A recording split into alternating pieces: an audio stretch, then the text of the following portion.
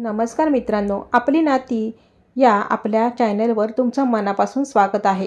आज मी तुम्हाला एक अशी घटना सांगणार आहे जी ऐकताना अंगावर काटा येईल. 3 निष्पाप मुली एकाच घरात वाढलेल्या आणि एका रात्रीत संपलेलं त्यांचं आयुष्य. ही फक्त आत्महत्येची गोष्ट आहे का? की त्या तिघींना कोणीतरी ढकललं? की त्यांच्या मनात काही इतकं खोल दुःख होतं जे कोणीच ओळखू शकलं नाही? आज आपण या घटनेचा प्रत्येक थर उलगडणार आहोत, शांतपणे, विचारपूर्वक. गाझियाबादमधल्या एका मोठ्या सोसायटीत रात्रीचे साधारण 2 वाजले होते. अचानक एक जोरदार आवाज आला. मग दुसरा आणि मग तिसरा. लोक धावत खाली आले आणि जे दृश्य त्यांनी पाहिलं ते आयुष्यभर विसरू शकणार नाहीत असं. इमारतीखाली 3 मुलीचे मृतदेह पडलेले होते.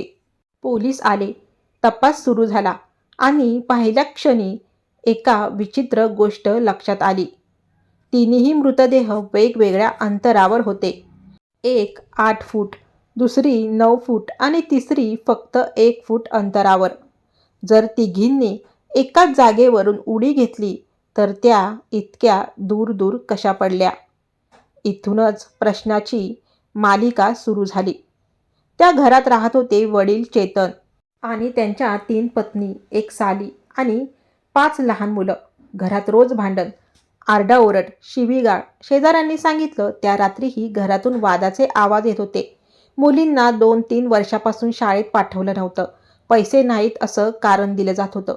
पण प्रश्न असा, ज्या माणसाकडे 3-3 बायका ठेवायची सोय आहे त्याच्याकडे मुलांच्या शिक्षणासाठी पैसे नव्हते.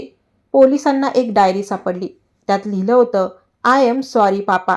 मी खूप एकटी आहे. रोज मार खाण्यापेक्षा. पण कुठेही आईचा उल्लेख नव्हता. 3 मुली, पण प्रत्येकीने मी असं लिहिलं होतं, आम्ही नाही. याचा अर्थ काय?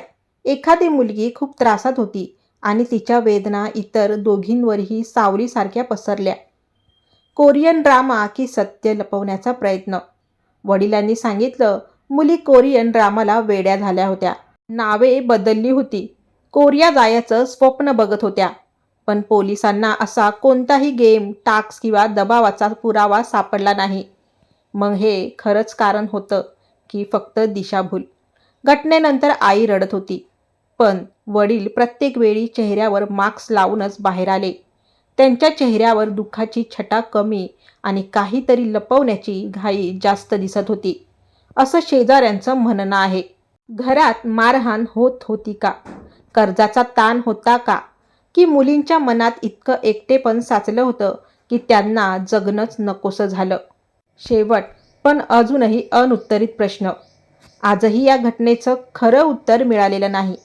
3 निष्पाप जीव गेले, पण त्यांच्या डायरीतल्या ओळी अजूनही प्रश्न विचारत आहेत.